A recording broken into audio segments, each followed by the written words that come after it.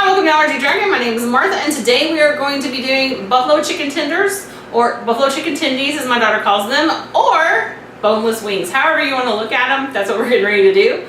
They are top 8 major allergen friendly, and for my daughter, they happen to be garlic free. So let's get started. So the first thing you're going to need is about 2.5 cups of buffalo sauce. Now my buffalo sauce I actually make from scratch because of Kara's garlic allergy, and you cannot find anything pre-made that I have ever seen on the market anyway that tastes good. And I'll have a link down in the description to my buffalo sauce, which is actually going to be on the allergydragon.com, and also this recipe will be on allergydragon.com as well, and that will be linked below. Also, how to make a buffalo sauce that is not just as quick and easy one. You can use like Frank's hot sauce and some Amerithan, or cornstarch, or something to help adhere to the chicken. Here with my buffalo sauce, I actually keep all of the vegetables that I puree. I keep them in there and I don't strain them out after I puree it, because I puree it into a sauce. And I don't use a cornstarch or anything like that to actually adhere to the chicken, because of you have a little bit of the vegetables in there, and I like that being on there as opposed to putting a grain or that kind of thing on there, okay? So these are top 8 major allergen friendly. The next thing you're going to need is about 2 pounds of chicken tenders, 2 to 3 pounds of chicken tenders. So we're going to take the 2.5 cups of buffalo sauce, and we're actually going to pour it onto the chicken that I have thawed out in pans. And you can actually do this ahead of time, like the night before. You can take some chicken tenders out, make the buffalo sauce, put it in a Ziploc baggie, or you can even put it in the pans that you're going to cook it in, but it will take longer to cook if you do it that way. But the longer it marinates, the better. Honestly, a lot of times, if it's a quick, easy night, I actually will just marinate it for about an hour or 2 hours before, and then put it in the oven. Because mine doesn't have the cornstarch or anything like that, and it has the vegetables in it. It kind of adheres pretty well.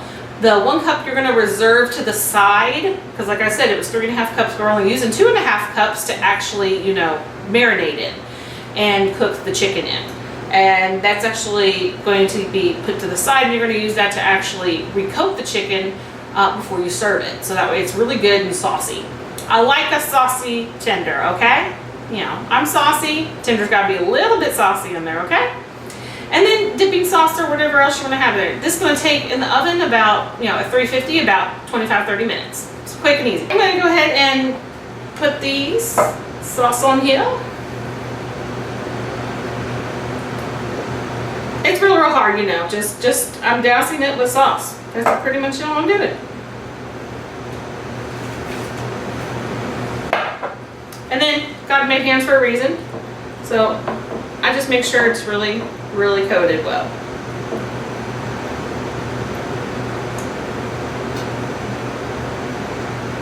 We're just gonna make sure they're coated really, really well. Okay, I'm gonna cook these for about 350 for about 25 minutes, and I'll meet you back here when we're getting ready to sauce them and eat them. Hi, welcome back. Our chicken tenders are done, and as you can see, I just took them out of the oven. You probably got some steam you can kind of see coming up there. I don't know. Smell-o-vision, it smells pretty good too. I wish you could smell it, I really do. So anyway, they're cooked. I'm gonna take them out of the pan and I just put them in a bowl. Okay, so you can see they actually have sauce baked onto them. But I like them a lot more coated than what they are right now, okay? So I've taken the cup of buffalo sauce and I've already warmed that up. I just did that quick in the microwave. No muss, no fuss, okay? So then I'm just going to pour it all over the chicken tenders. Like I said, this is a super easy, quick, and the good thing is if you are a person that cannot have any grains or at all, of any kind. I know there are some people out there like that. Cornstarch and things like that just don't work well with you. This is a good way, an alternative to keep them still saucy. Get them a little saucy. So basically, we've just poured it all in there, and then I'm just gonna, mix it up a little bit, okay? And just make sure they're good and coated. And then we're just gonna take them out and put them on pan or the plate. You can put them in an oven pan and put them in the oven and let them sit there on the pan for a while. Just keep it warm, and these will hold up for a while because of all the sauce that's on them. It'll still keep them pretty moist. And then of course, you can use ranch or anything else you want to on the side and dip them in there. I mean, they're just awesome.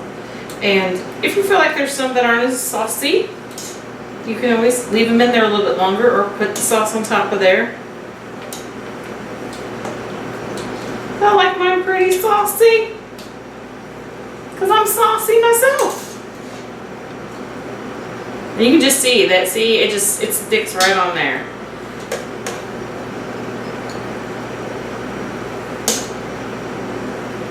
Super easy, and the kids love them. And then how spicy they are depends on how much sauce you use, and of course how hot you make your buffalo sauce. So now, I always just go ahead and do this. I like them very, very saucy. But that way then, if there's some more sauce they want on there, they can just kind of roll them in there a little bit more. Just depends on what you like. Now we get the fun part, which is eating them. Okay, now there's endless possibilities with this when you're going to eat them. Obviously, you can use ranch dressing, blue cheese, any type of dressing that you can actually use, you know, to dip them in is awesome. If not, maybe you don't want to dip them. Some people don't like dips, and that is fine. You can use these in a sandwich. I make countless wraps with these. They're awesome. If you happen to have leftovers, which you probably won't have, you can make buffalo chicken dip. You can make a macaroni and cheese. One time we had macaroni and cheese, and we had some leftover buffalo chicken here, and I had a little bit of sauce left. And so we actually warmed up the sauce, and we put the leftover buffalo chicken, and we made macaroni and cheese like we normally do, our gluten-free macaroni and cheese, and then put that in there together. Oh my gosh, it was awesome. I mean, so we made buffalo macaroni and cheese. I mean, sometimes it's just playing around with silly things, and you end up finding something delicious, which is, you know, always a plus, right? So I guess I should stop talking, start eating, which, you know, you really don't have to tell me twice, okay?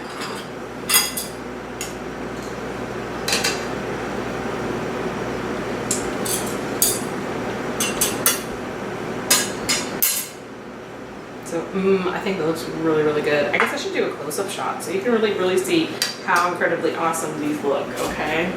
Okay, so I'm just saying, how incredibly awesome does that look? I mean, I'm sorry, that just looks great. Okay, now, I'm sorry, those look amazing. So I can't wait any longer, okay? And I'm being a purist here. I'm just gonna eat the chicken.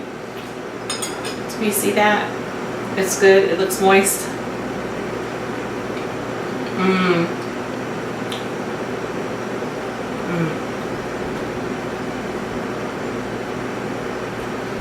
And the spice comes up to heat up, kicks you a little bit. But I like it because it has a little bit of a sweetness to it, and then it has that slow burn. I don't like when something is so spicy it just pops you in the mouth and you don't have any flavor from it. I really like this, the little, I guess you'd call it a slow burn, whatever, but where it kind of builds up in your mouth. I don't know, I just enjoy that more. So, like I said before, I'll have a link down in the description that will have all the information to how to make the buffalo sauce. Well, I guess that wraps it up on our buffalo chicken tenders. Simple and simply delicious if you ask me. Go ahead and subscribe and ring the bell if you'd like to get more recipes like this. Like this video if you like it. Down in the description below, I will also have all the links for you to get all of the information to make this whole recipe. And I'll have all of my links to follow me on social media if you'd like to do that. As always, I hope this recipe helps you tame your allergy dragon, and I will see you. Bye!